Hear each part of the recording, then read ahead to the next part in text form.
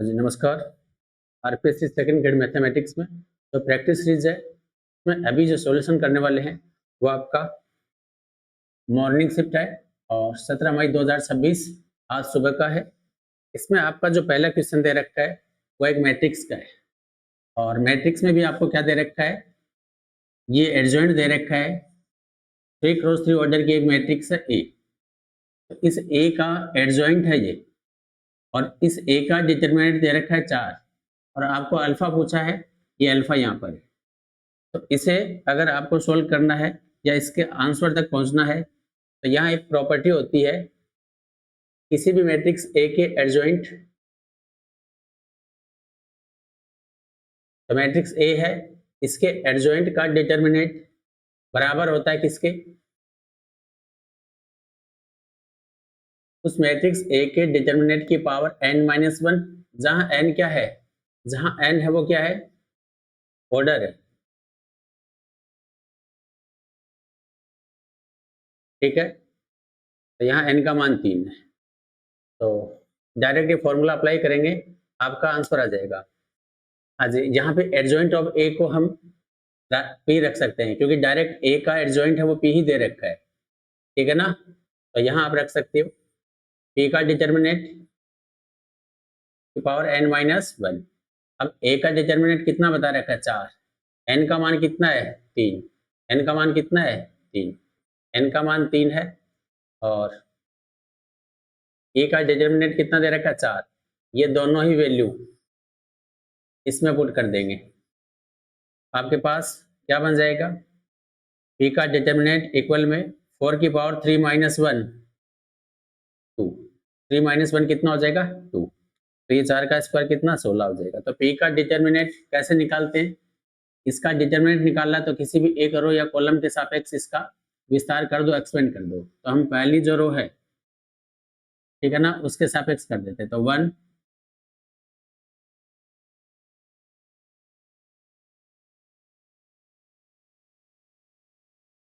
1 into में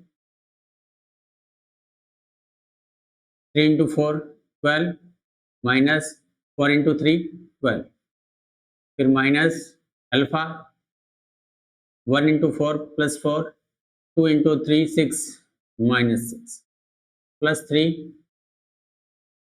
1 into 4 4 minus 2 into 3 6 equal में। तो पी का जो डिटर्मिनेंट है उसके बराबर क्या लेना, 4 का स्क्वायर 16 लेना है। तो यहाँ पे 16 रख दीजिए। अब 12 माइनस 12 ये तो 0 हो गया, 6 माइनस 4 माइनस 6 माइनस का 2 गुणा करेंगे माइनस अल्फा से तो प्लस 2 अल्फा हो जाएगा, प्लस का 2 अल्फा हो जाएगा। यहाँ पर 4 माइनस 6 माइनस का 2 3 से गुणा करेंगे तो माइनस का 6, ये माइनस का 6 उधर जाके किसका हो जाएगा, प्लस का। अल्फा की वैल्यू कितनी आ जाएगी, इस प्रकार आपका इस क्वेश्चन का आंसर ऑप्शन 4 हो जाएगा। तो क्वेश्चन आसान था अगर ये प्रॉपर्टी आपको पता है तो, ठीक है ना। अगर प्रॉपर्टी आपको ये वाली मालूम है तो क्वेश्चन आपका आसान। नेक्स्ट क्वेश्चन, आज आपको एक फंक्शन का आवर्तकाल पूछा है। एक फंक्शन का क्या पूछा है, आवर्तकाल। सबसे पहले तो जैसे साइन कोस और टेन, इनके अलग अलग अगर फंक्शन होते तो इनके आवर्तकाल कैसे होते।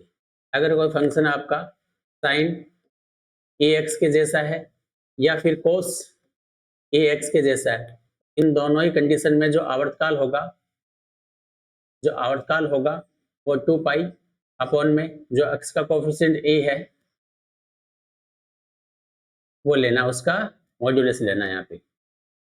दूसरा टेन फंक्शन है, अगर टेन ए एक्स, तो इसके लिए आवर्तकाल है वो हो जाएगा पाई अपॉन में क्या हो जाएगा, वही जो एक्स के गुणा में ए है उसका मॉड्यूलस मापांक हो जाएगा। लेकिन यहाँ थोड़ा सा अगर मैं सेट करूं तो साइन और कोस के रूप में है, एक्स के गुणा में 5/3 है, एक्स के गुणा में क्या है 5/3 है, इसका क्या हो जाएगा 2 पाई बटा में 5/3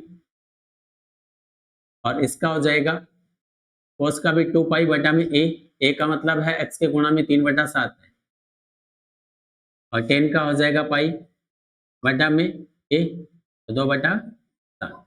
लेकिन ध्यान देना यहाँ इनको प्लस मत कर देना डायरेक्ट, क्योंकि तीनों के जो सेपरेट होते हैं वो आवर्तकाल ये होते हैं जब यहाँ कंबाइंड आवर्तकाल यानी कि फलन है वो एक से ज्यादा है, तब वहां सभी का एक साथ आवर्तकाल बताना है, तो उन सभी का आवर्तकाल अलग अलग लिख लो और उन सभी का फिर क्या ले लो, एलसीएम ले लो, फिर उन सभी का क्या ले लो, एलसीएम। वही आपका आंसर होगा। तो जब फ्रैक्शन का एलसीएम लेते हैं, थोड़ा सा इसको अरेंज कर दो, इसको अरेंज करेंगे तो ये क्या हो जाएगा, 6 पाई बटा 5 कोमा 7, 7 गुणा 2 कितना हो जाएगा, पाई बटा 3 कोमा 7 पाई बटा में 2। तो आपको इन तीन अलग अलग आवर्तकाल का क्या लेना है, एलसीएम, और जो एलसीएम होगा वो इसका कंबाइंड आवर्तकाल होगा। हाँ जी, जब किसी फ्रैक्शन का एलसीएम लेते हैं तो ऊपर वाले नंबर का एलसीएम लिया जाता है और डिवाइड में जो नंबर होता है उनका एचसीएफ लिया जाता है। ऊपर वाले नंबर है पाई तो सभी में है, तो पाई तो आ जाएगा 6, 14 और 7 का एलसीएम होगा 42। कितना होगा, 42।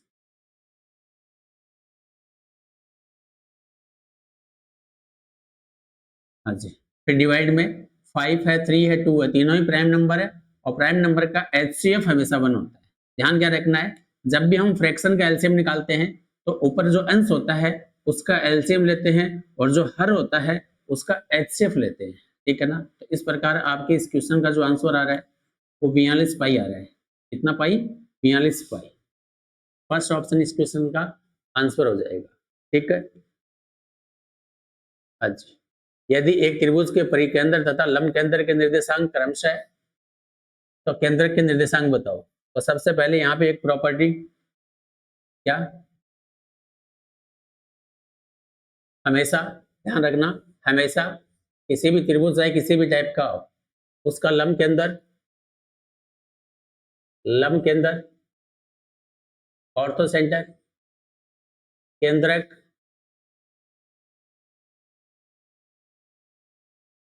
केंद्रक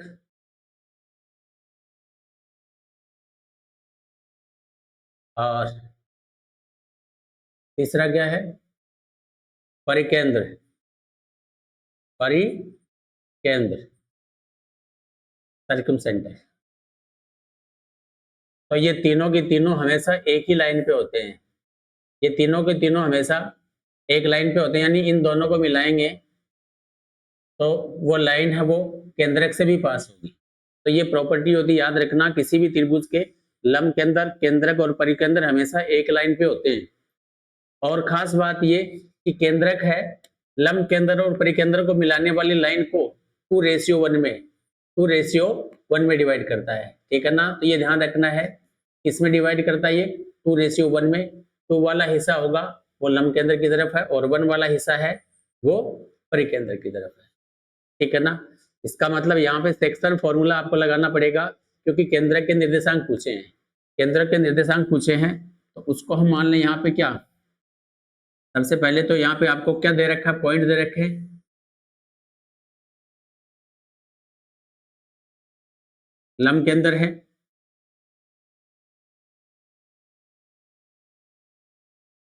परिकेंद्र है, और इधर लंब केंद्र कितना है,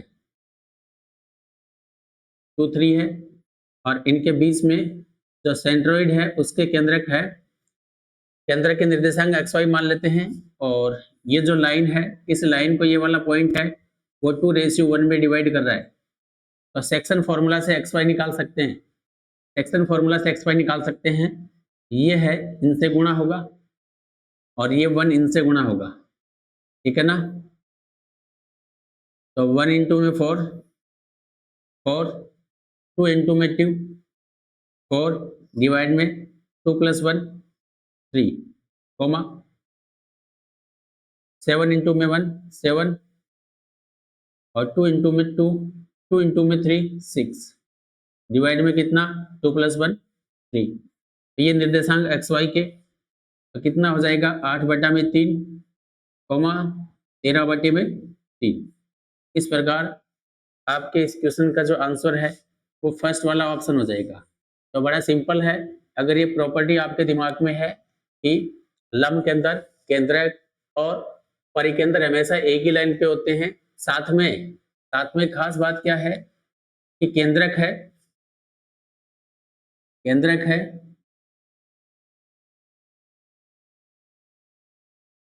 केंद्रक है, लंब केंद्र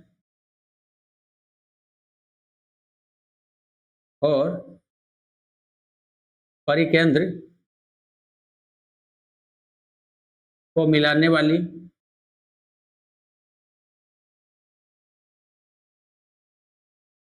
वाली लाइन को, रेखा को 2:1 में विभाजित करता है, विभाजित करता है। बस। नेक्स्ट। हाँ जी, यहाँ एक परवलय दे रखा है और साथ में आपको उस परवलय पे एक बिंदु पे अभिलंब बता रखा है। एक बिंदु पे क्या बता रखा है? अभिलंब बता रखा है। और वो अभिलंब पुनः आगे बढ़कर उस परवलय को इस पॉइंट पर मिलता है, तो आपको टी का मान बताना है। अब थोड़ा सा यहाँ पे समझना है, क्या अभिलंब क्या होता है? किसी भी परवलय पर अभिलंब किसे कहते हैं? तो किसी परवलय पर किसी बिंदु पे जो स्पर्श रेखा होती है, कोई स्पर्श रेखा होती है, उसी पॉइंट पे स्पर्श रेखा के जो परपेंडिकुलर लाइन जाती है, वही कहलाता है क्या? वही कहलाता है अभिलंब। और ये पॉइंट दे रखा है, आगे बढ़ने पे ये इसको इंटरसेक्ट कर रहा है, ये दूसरा पॉइंट दे रखा है। ठीक है ना? तो यहाँ पे अगर मैं थोड़ा सा ग्राफ में आपको समझाऊं,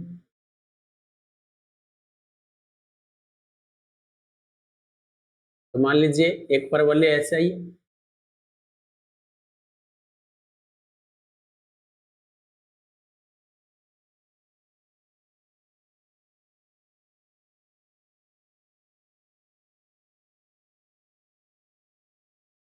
और यहाँ पर कोई पॉइंट है a,2a और इस पे अभिलंब लिया गया है। तो ध्यान देना, इस पे अभिलंब का मतलब क्या है कि यहाँ से कोई स्पर्श रेखा जा रही है, उस स्पर्श रेखा के लंबवत कोई लाइन है, वो उसी पॉइंट से क्रॉस हो रही है, तो इसे हम कहते हैं अभिलंब। ठीक है? और ये जैसे ही आगे बढ़ा तो वापस परवलय को कट कर रहा है, वो पॉइंट फिर दे रखे हैं, वो दे रखे हैं 80 स्क्वायर, 280। तो बताना है यहाँ पर टी का मान। क्या बताना है? टी का मान। अब ध्यान से इसको समझना है, आसान है बिल्कुल। एक फॉर्मूला जरूर याद होना चाहिए कि इन दोनों पॉइंटों में रिलेशन क्या होता है। तो सबसे पहले तो एक पॉइंट जो आपको दे रखा है, वो क्या दे रखा है? a,2a। और दूसरा जो पॉइंट दे रखा है वो दे रखा है 80 स्क्वायर, 280। सबसे पहले तो परवलय पर किसी भी पॉइंट को सामान्यतः कैसे लिखा जाता है? तो उसका जो फॉर्मूला वो है a t1 का स्क्वायर, 2a t1। तो इस पॉइंट को अगर ये लिखेंगे तो दूसरा पॉइंट लिखा जाएगा 8t2 का स्क्वायर, 2a t2। तो इन दोनों से हम कंपेयर करेंगे। अगर इसको इससे कंपेयर करें तो a के इंटू में t स्क्वायर होना चाहिए था, लेकिन वो नहीं है। इसका मतलब a के इंटू में 1 है और यहाँ पे a के इंटू में t1 का स्क्वायर है। तो t1 का स्क्वायर यदि 1 है तो t1 की वैल्यू कितनी है? 1 है। अगर आप यहाँ पे इसे वेरीफाई करना चाहते हो तो इन दोनों को कंपेयर कर लो, तो अभी t1 का मान 1 ही आ रहा है। इधर से t2 का मान निकालें, तो इन दोनों को कंपेयर करें। a के गुणा में t1 का स्क्वायर, t का स्क्वायर है, यहाँ a के गुणा में t2 का स्क्वायर है, तो t2 का स्क्वायर t के स्क्वायर के बराबर है, तो t2 की वैल्यू t आ जाएगी। अब इसके बाद एक इन दोनों पॉइंटों में एक रिलेशन होता है, क्या? t2 बराबर,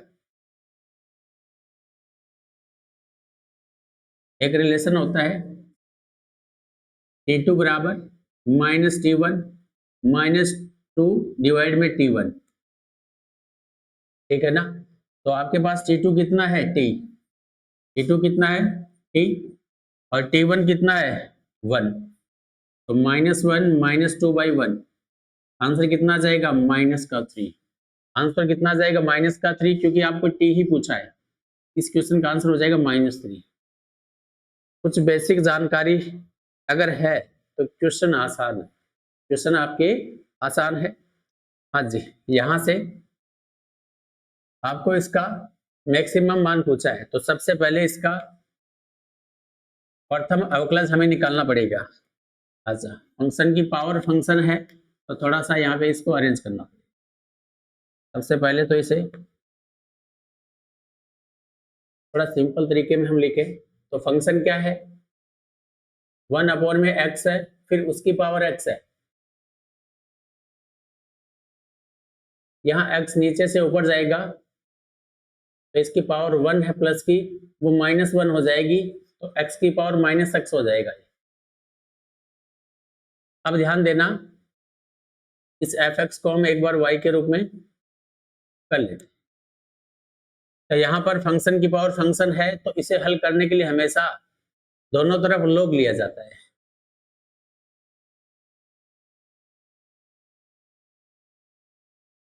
और जब इधर log लेंगे तो log की एक प्रॉपर्टी लग जाएगी, क्या, log की बेस ऑफ की पावर अगर यहाँ पे है तो वो पावर यहाँ इंटू में आ जाती है, तो log y बराबर -x इंटू में log x हो जाएगा।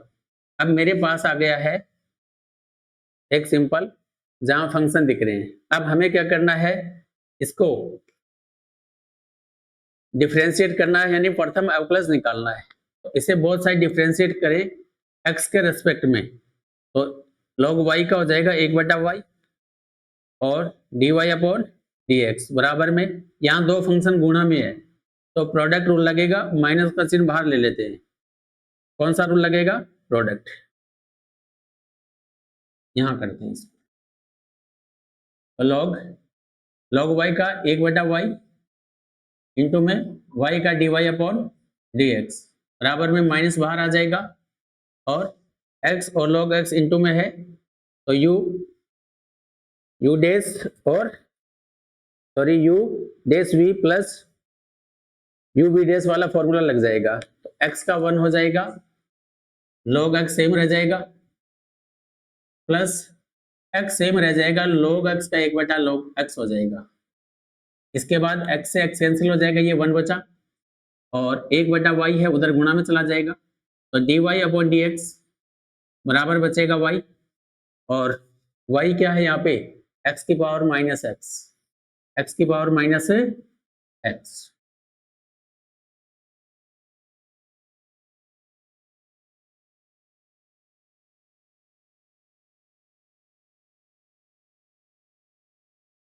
x plus 1।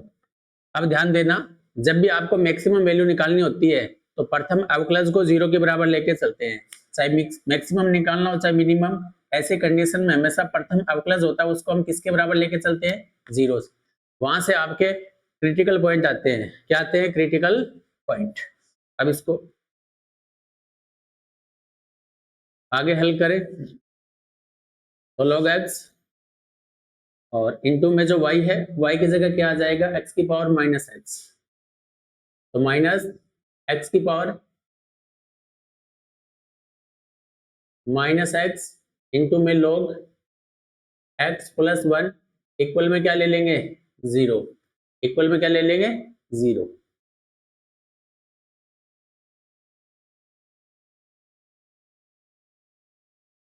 तो यहां से आपके पास दो फैक्टर हैं, अगर इन दोनों को 0 के बराबर लेके चलोगे, एक तो आपका क्या हो जाएगा, x की पावर -x 0 के बराबर है तो x यहाँ पे 0 ही हो जाएगा, और दूसरा बनेगा log x प्लस 1 की वैल्यू 0 के बराबर लेंगे तो यहाँ पे log x का मान आ जाएगा -1, और यहाँ से log हटेगा तो ये e की पावर में चला जाएगा -1, और जब भी पावर ऊपर से नीचे जाती है तो साइन क्या हो जाता है, चेंज। तो e की पावर -1 को 1/e लिख सकते हैं।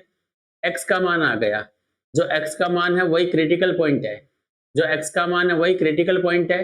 तो इस पॉइंट पे अब ध्यान ये रखना है, जैसे यहाँ पे दो फैक्टर थे, एक तो ये वाला था और दूसरा फैक्टर ये था, अगर इसको 0 के बराबर लेते हैं तो x 0 आ रहा था, अगर x बटे में 0 लेते हैं तो फंक्शन है वो अपरिभाषित हो जाता है। इसका मतलब x बराबर 0 नहीं लेना, x की वैल्यू आपको 1/e लेनी है।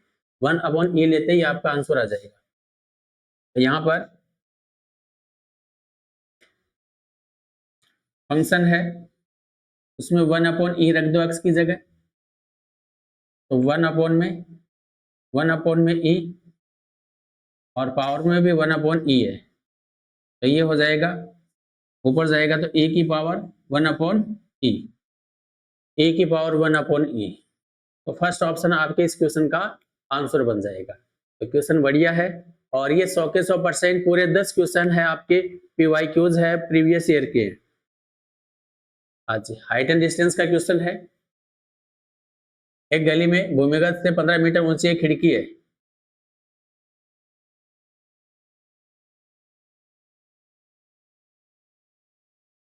पंद्रह मीटर ऊंची एक खिड़की है, विपरीत और एक इमारत है, सिरे से और फुट से उन्नयन और अवनमन कोण है। इसका मतलब क्या है? इसके सामने क्या है? एक इमारत है और उस इमारत के शीर्ष के साथ तो क्या बन रहा है? एंगल ऑफ एलिवेशन, और एंगल ऑफ डिप्रेशन है वो इसके फुट के साथ है। तो यहाँ से हॉरिजॉन्टल लाइन जाएगी तो ये तो 45-30 डिग्री है। कितना है? 30 डिग्री। और इधर ये जो बता रहा है 45 है, ये 45 है तो ये भी 45 होता है, ठीक है ना? ये 45 है तो ये भी कितना होता है? 45। अब ध्यान देना यहाँ पे, अगर ये 45 डिग्री है, अगर ये 45 डिग्री है तो इस हाइट का और इस बेस का जो रेशियो 1:1 होता है। इसका मतलब अगर ये 15 है तो ये भी कितनी है? 15 है। अगर ये 15 है तो ये एक आयत बन रहा है तो ये भी कितनी हो जाएगी? 15। अगर ये 15 है तो ये भी कितनी है? 15 है, क्योंकि आयत के आमने सामने की भुजाएं क्या होती है? बराबर। अब ध्यान देना, ये 30 डिग्री है, ये कितना है? 30 डिग्री है, और ये वैल्यू हमें निकालनी है। तो ये वैल्यू कितनी है वो निकाल देते हैं। तो यहाँ पे ध्यान देना कि अगर मैं लंब बटा आधार करूंगा तो tan 30 होगा। tan 30 का मान कितना होता है? tan 30 बराबर हो जाएगा लंब बटा आधार 15 है, तो क्वेश्चन मार्क। इसका मान होता है 1/√3। तो √3 से कैंसिल करेंगे तो 5√3 हो जाएगा। ये कितना हो जाएगा? 5√3। तो इस प्रकार आपकी वैल्यू है वो आ जाएगी 15 प्लस, क्योंकि आपको इस इमारत की हाइट पूछी है, तो ये हाइट हो जाएगी 15 प्लस 5√3। 5√3 डेसिमल में आंसर बताना है, तो यहाँ से आप इस 5 को कॉमन ले सकते हो या फिर डायरेक्ट इंटू करके 15 जोड़ दो यहाँ। तो 15 प्लस 5 इंटू में, और √3 का मान कितना लेना है? 1.732। 1.732, इसको गुणा कर लो फिर जोड़ दो। सबसे पहले तो 15 है, इसको गुणा करो, 5 गुणा 2 10, 5 3 15। यहाँ डेसिमल लग जाएगा, इसमें 15 ऐड करना है। इसमें कितना ऐड करना है? 15। हाँ जी, 066.32, तो 23.66 ऑप्शन 4 इस क्वेश्चन का आंसर हो जाएगा। हाँ जी, आपके प्रायिकता का क्वेश्चन है, और सेट समुच्चय का कंसेप्ट यहाँ साथ में है। आपको एक एलिमेंट ए के होने की प्रायिकता है, बी की होने की प्रायिकता है, ए और बी दोनों के इंटरसेक्शन की प्रायिकता दे रखी है, और पूछा क्या है? प्रायिकता ए नोट डिवाइड में बी नोट। तो यहाँ पे कंडीशनल, यहाँ पर क्या है? कंडीशनल है। तो सबसे पहले तो जो आपसे यहाँ पे पूछा गया है पी ए नोट डिवाइड में बी नोट, यानी कि ए का पूरक है और डिवाइड में बी का पूरक है। तो इसको अगर मैं तोड़ दूंगा ऊपर नीचे, ऊपर वाले की जगह हम क्या ले लेंगे? ए नोट और जो बी नोट है, ए नोट और जो बी नोट है, इन दोनों का इंटरसेक्शन लेंगे, डिवाइड में किसकी प्रायिकता लेंगे? बी के पूरक यानी बी नोट की। इस प्रकार अगर ये दोनों वैल्यू है तो इसका आंसर आ जाएगा। बी नोट तो आपके पास डायरेक्ट है, क्यों? आपको बी के होने की प्रायिकता दे रखी है, और बी नोट का मतलब नहीं होने की, तो इससे आ जाएगा। तो सबसे पहले आप बी नोट निकाल लो यहाँ पे। अब ये वैल्यू निकालते हैं। सबसे पहले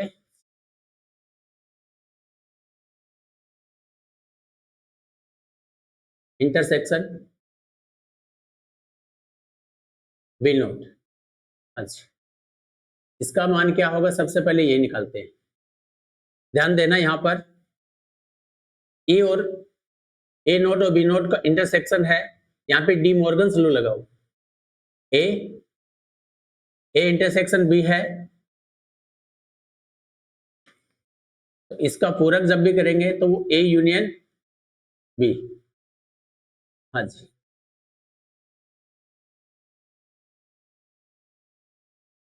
इस पूरे का हो जाएगा। तो यहाँ पे इंटरसेक्शन यूनियन में चेंज हो जाएगा। इंटरसेक्शन किस में चेंज हो जाएगा, यूनियन में। ये डी मॉर्गन्स लॉ से हुआ है, इसका मतलब इसकी वैल्यू निकालनी है तो ये वाली वैल्यू हमारे पास होनी चाहिए। और ए और बी का यूनियन निकालेंगे, फिर इनके यूनियन का नोट आएगा। ए और बी का यूनियन निकालेंगे पहले।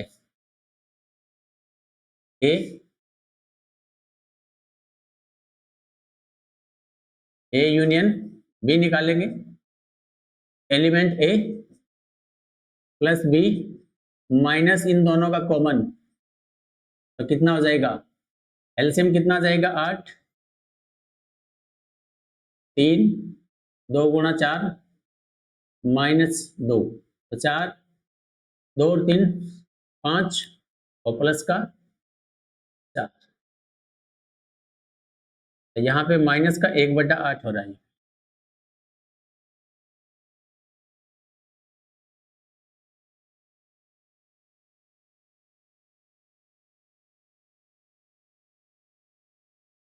हाँ जी, ये बराबर का चिन्ह है, तो 4 3 7, 7 में से -2 करेंगे तो 5, 5/8 कितना हो रहा है, 5/8।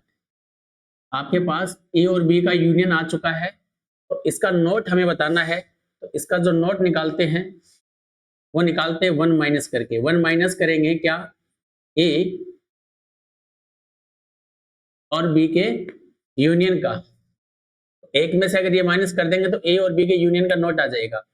और 1 माइनस यूनियन हमने कितना निकाला है, 5/8, तो ये कितना आ जाएगा, 3/8। इस प्रकार आपके पास इसकी वैल्यू आ चुकी है।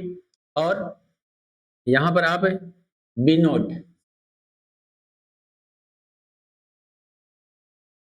1 माइनस बी के होने की प्रायिकता, तो 1 माइनस बी के होने की प्रायिकता कितनी है, इसका जो पूरक है वो कितना आ जाएगा, 1/2 ही आ जाएगा। इस प्रकार आपके पास दोनों ही रिजल्ट हैं, 3/8 है, 3/8 है और 1/2 है। इसको हल करेंगे तो 3 में कितना आ जाएगा, 4। 3 में कितना आ जाएगा, 4।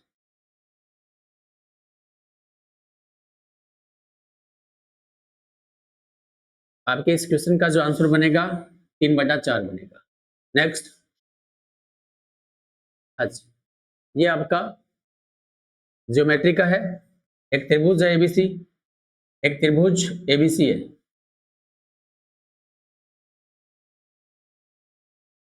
एक त्रिभुज एबीसी है,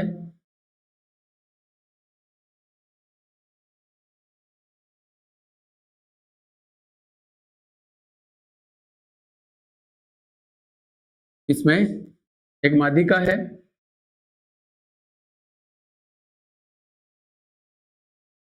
और उस माध्यिका का मध्य बिंदु है, माध्यिका का मध्य बिंदु है और उस मध्य बिंदु से एक लाइन यहाँ पे पास की गई है।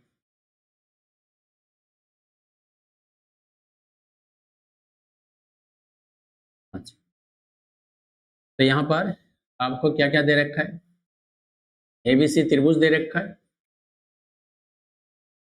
एडी माध्यिका दे रखी है और ई है वो इसका मिड पॉइंट दे रखा है। और ए ई को बाहर बढ़ाया, सॉरी बी ई को बाहर बढ़ाया, वो एसी को एफ पे मिल रहा है। एसी को कहाँ मिल रहा है, एफ पर। तो आपको बताना है क्या ए एफ बराबर क्या है, इनमें से ए एफ के इक्वल क्या है, आपको ए एफ की वैल्यू बतानी है। ए एफ की वैल्यू है वो क्या है, इनमें से कौन सा ए एफ के बराबर है। ए एफ है वो पूरी एसी का कितना होगा, एसी से तुलना करनी है। तो ध्यान देना यहाँ पर, अगर मैं डी से एक ऐसी लाइन जो बी एफ बोल दो चाहे बीई के समांतर हो, अगर मैं खींचता हूं, इसको नाम दे देता हूं मैं जी, इस पॉइंट को नाम दे देता हूं मैं जी। तो डीजी है वो हमने खुद ड्रॉ की है, और डीजी हमने किसके समांतर ली है, बीई के समांतर ली है। इसके बीई बोल दो चाहे बीएफ, बात एक ही है। अब आपके सामने रिजल्ट आ जाएगा, आपको यहाँ पे मैं क्लियर कर देता हूं। यहाँ पे आप देखोगे, ध्यान देना, यहाँ पे आप देखोगे ये वाला जो त्रिभुज है इसमें ये दोनों समांतर है और ये मिड पॉइंट बता रखा है। तो एक थ्योरम होती है बीपीटी, बीपीटी थ्योरम क्या कहती है, अगर ये दोनों लाइन समांतर है तो ये वाला पॉइंट और ये वाला पॉइंट इस साइड को और इस साइड को सेम रेशियो में डिवाइड करता है। अगर ये मिड पॉइंट है तो ये 1:1 है, तो इसका मतलब ये भी 1:1 ही है यहां तक। वापस अगर ये दोनों समांतर है तो बीपीटी थ्योरम कहती है ये पॉइंट और ये पॉइंट इन दोनों साइड को सेम रेशियो में डिवाइड करेगा, और ई को मिड पॉइंट बता रखा है, तो इसका मतलब ए ई और ए डी है उसका अनुपात 1:1 है, तो ए एफ और ई जी का भी अनुपात 1:1 ही होगा, 1:1 ही होगा। तो यहाँ पे कुछ भी यूनिट काम में ले लो, रेशियो लेना आपको तो 1:1, तो 1 काम में ले लो, ये 1 यूनिट है तो ये भी कितना है, 1 है। अब वापस ध्यान देना, अब वापस यहाँ पे ध्यान देना, क्या एक त्रिभुज आपको ये भी बनता हुआ दिखाई दे रहा है, इसमें भी ये वाली लाइन और ये वाली लाइन एक दूसरे के समांतर है। अगर ये दोनों लाइन एक दूसरे के समांतर है तो ये वाला पॉइंट इस लाइन को और ये वाला पॉइंट इस लाइन को भी सेम रेशियो में डिवाइड करेगा। अब ध्यान देना, क्योंकि डी मध्य बिंदु है, कारण एडी माध्यिक का है। अगर डी मध्य बिंदु है तो वो बीसी को 1:1 में डिवाइड कर रहा है, इसका मतलब ये जी पॉइंट इस एफ सी को भी 1:1 में डिवाइड करेगा। इसको अगर एक इकाई ले चुके हो तो ये भी एक इकाई हो जाएगा, ये भी एक इकाई हो जाएगा, और ये एक है तो डी मिड पॉइंट है तो ये भी एक हो जाएगा। अगर ये 1 इकाई और 1 इकाई का रेशियो है तो ये 1 है तो ये भी 1 हो जाएगा। इस प्रकार एफ और जी पॉइंट है, एसी को 3 बराबर हिस्सों में बांट रहा है। इसका मतलब ए एफ है वो एसी का तीसरा हिस्सा है, ए एफ है वो 1/3 है किसका, एसी का। एसी का क्या है 1/3, एसी का क्या है 1/3। तो यहाँ बीपीटी थ्योरम लगी आपकी, बीपीटी थ्योरम, बेसिक आधारभूत प्रमेय। अच्छा, एक चतुर्भुज एबीसीडी की भुजाओं के मध्य बिंदुओं को क्रम से मिलाने पे एक समचतुर्भुज प्राप्त होता है। यदि ये कह रहा है कि एक चतुर्भुज है, पता नहीं कैसा है, लेकिन वो एक चतुर्भुज है और उसकी भुजाओं के मिड पॉइंट को मिलाने से जो चतुर्भुज बन रहा है वो रोम्बस है, वो रोम्बस बता रखा है। तो किस टाइप से है तो बताओ, ऊपर है उसमें क्या होगा, एबीसीडी के विकर्ण क्या होंगे, परस्पर लंबवत होंगे, विकर्ण बराबर होंगे, एबीसीडी एक समचतुर्भुज होगा, एबीसीडी एक समांतर चतुर्भुज होगा। अंदर समचतुर्भुज बनना है तो बाहर क्या होना चाहिए, तो सबसे पहले तो समचतुर्भुज की चारों भुजाएं क्या होती है, बराबर होती है। समचतुर्भुज की चारों भुजाएं क्या होती है, बराबर होती है। अब यहाँ पे मैं डायग्राम बनाता हूँ, डायग्राम से आपको समझाऊंगा। तो कोई चतुर्भुज हमें लेना है और तो दोनों विकर्ण बराबर होंगे, विकर्ण बराबर होंगे, और विकर्ण बराबर होते ही चारों भुजा बराबर आ जाएगी तो वो समचतुर्भुज बन जाएगा। तो केवल विकर्ण बराबर होने चाहिए, विकर्ण बराबर होने चाहिए। और ठीक है, तो यहाँ पे मैं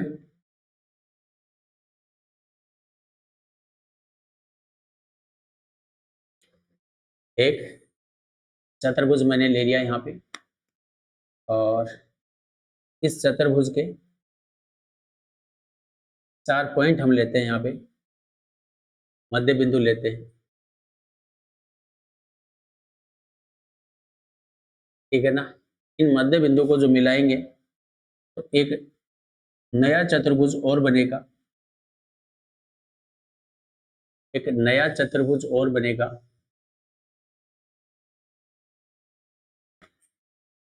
एक नया चतुर्भुज और बनेगा,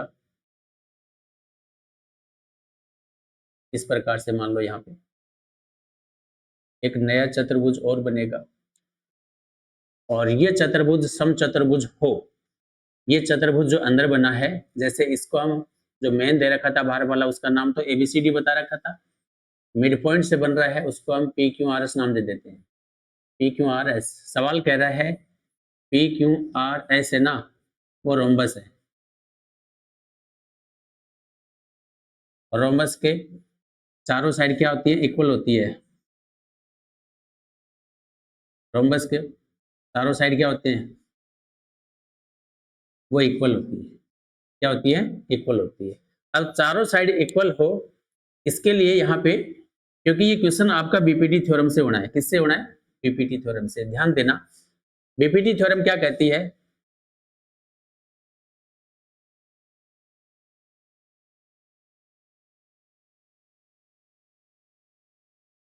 ABCD के है, विकर्ण ले लेते हैं यहाँ पे,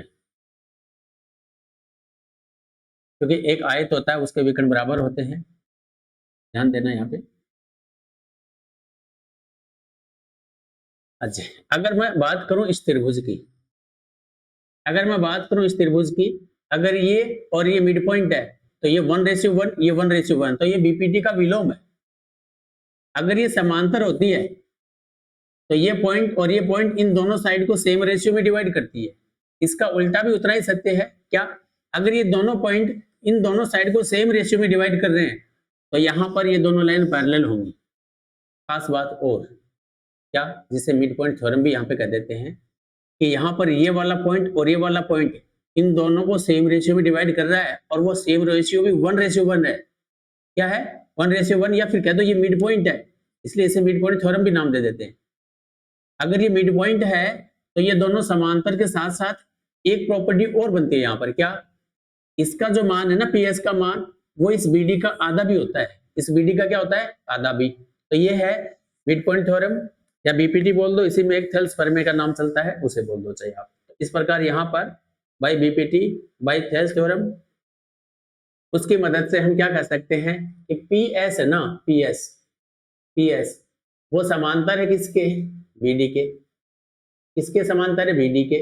और साथ में PS है ना, PS वो आधा भी है। वो PS है, वो क्या है, आधा है किसका, BD का। BD का क्या है, आधा। इसी प्रकार देखो यहाँ पर, इधर अगर इसके विपरीत इस त्रिभुज की हम बात करें, तो सेम वही कंसेप्ट है। ये दोनों मिड पॉइंट है 1:1 में, ये 1:1 में, तो ये दोनों समांतर होंगी, साथ में ये इसकी आधी भी होगी। तो QR है, QR है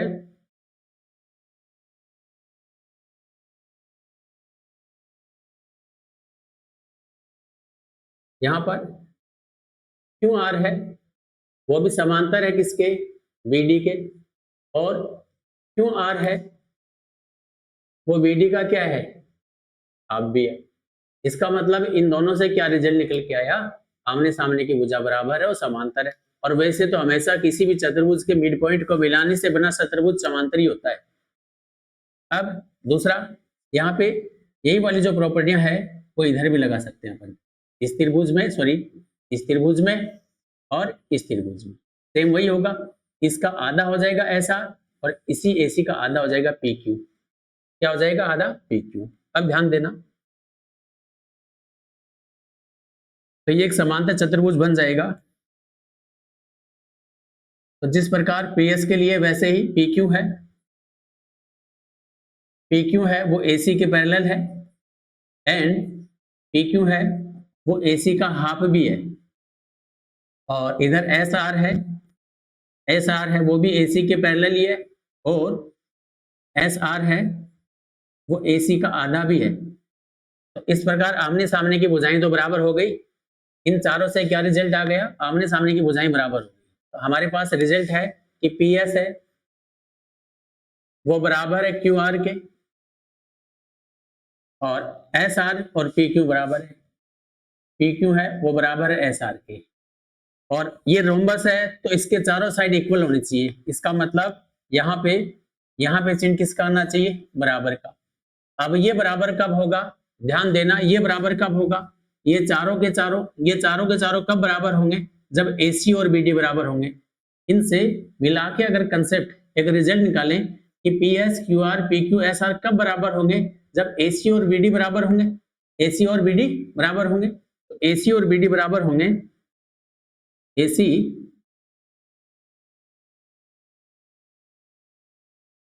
यहां पे ये बराबर कब होंगे, जब ए सी बराबर क्या होगा, बी डी। और ए सी और बी डी क्या है, ए सी और बी डी क्या है, उस चतुर्भुज के विकर्ण है। तो किसी भी चतुर्भुज के अगर विकर्ण बराबर है तो उस चतुर्भुज के मिड पॉइंट से जो चतुर्भुज बनाएंगे वो रोम्बस बनेगा, क्योंकि विकर्ण बराबर होने से चारों साइड इक्वल आएगी। जिसकी चार भुजाएं इक्वल होती है उसे हम रोम्बस कहते हैं, समचतुर्भुज कहते हैं। इस प्रकार आपका यहाँ पे केवल एबीसीडी के विकर्ण बराबर होने चाहिए, आपका काम हो जाएगा, ठीक है ना।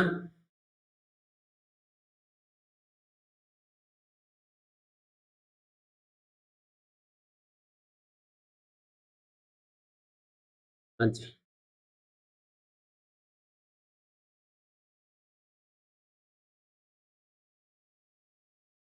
लास्ट आपको दो पॉइंट दे रखे हैं और उन दोनों पॉइंटों को जोड़ने से जो रेखाखंड बनेगा वो रेखाखंड है एक समतल को किस अनुपात में विभाजित करेगा। इसके लिए डायरेक्ट फॉर्मूला है आपका क्या, अगर कोई समतल है, अगर कोई समतल है a x plus b y plus c z plus d बराबर 0 और कोई दो point x1 y1 z1 x2 y2 z2 है, तो इन दोनों पॉइंट को मिलाएंगे तो ये समतल को ऊपर नीचे ले लेते हैं, x1 y1 और z1 और दूसरा पॉइंट है x2 y2 और z2। अगर इन दोनों पॉइंट को मिलाएंगे तो ये है समतल, इसको किस अनुपात में विभाजित करेगा, तो उस अनुपात का फॉर्मूला निकालना, तो माइनस क्या लेना, माइनस ये पॉइंट है एक्स वाई जेड के, इसमें रख दो, एक बार यही पॉइंट इसमें रख दो, इसमें रखने हैं a x1 plus b y1 plus c z1 plus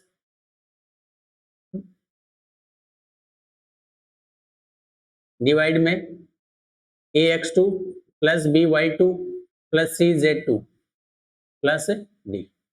तो ये जो अनुपात आएगा वो अनुपात ही होगा इस समतल द्वारा बनाया गया। तो समतल है किस अनुपात में डिवाइड करेगा, तो आंसर ये होगा। अब डायरेक्ट लगाओ यहाँ पे फॉर्मूला, आपको प्लेन दे रखा है यहाँ पे और इस प्लेन में वैल्यू रख दो। हाँ जी, माइनस का चिन्ह तो पहले ही लग जाएगा। हाँ जी, इसमें एक्स वाई जेड की जगह एक बार ये पॉइंट रख दो और फिर ये रख दो। जो पहला पॉइंट है वो ऊपर रखना है, वैसे ध्यान ये रखना है क्योंकि लाइन यहाँ से यहाँ जा रही है, तो पहला पॉइंट ऊपर रखना है। तो 2 इंटू में 2 प्लस 2 इंटू में 1 माइनस 2 इंटू में 5 और ये माइनस हो जाएगा 1, ये प्लस का 1 इधर आके किसका हो जाएगा, माइनस का, क्योंकि ये सब एक तरफ होनी चाहिए। डिवाइड में ये वाला पॉइंट रखेंगे तो 2 इंटू में 3 4 2 इंटू में 4 माइनस 2 इंटू में 3 फिर प्लस 1 इधर आके किसका हो जाएगा, ये माइनस 1 हो जाएगा। अब इसको हल कर लो। हाँ जी, 2 इंटू 2 कितना 4 प्लस 2 माइनस 10 माइनस 1 डिवाइड में 6 प्लस 8 माइनस 6 माइनस 1, तो प्लस 6 माइनस 6 ये तो 0 हो जाएगा, 6 और माइनस का 11, ऊपर क्या बचेगा, माइनस का 5, ये माइनस साथ में ले लेंगे, माइनस ऊपर क्या बचेगा, माइनस का 5 डिवाइड में क्या है 6 से 6 कैंसिल हो जाएगा, 8 में से 1 कम करेंगे तो कितना 7, माइनस इंटू माइनस क्या हो जाएगा प्लस 5/7 और प्लस का चिन्ह क्या कहता है, ये जो इसको इंटरसेक्ट कर रहा है, विभाजित कर रहा है, वो अंतर विभाजित कर रहा है, तो 5:7 आ जाएगा इस क्वेश्चन का आंसर, 5:7। तो इस प्रकार ये 10 क्वेश्चन कंप्लीट है। तो आज की क्लास देखने के लिए आपका बहुत बहुत धन्यवाद। अगर क्लासेस ठीक लग रही है, पसंद आ रही है तो कंटिन्यू रखें, चैनल को सब्सक्राइब जरूर करें।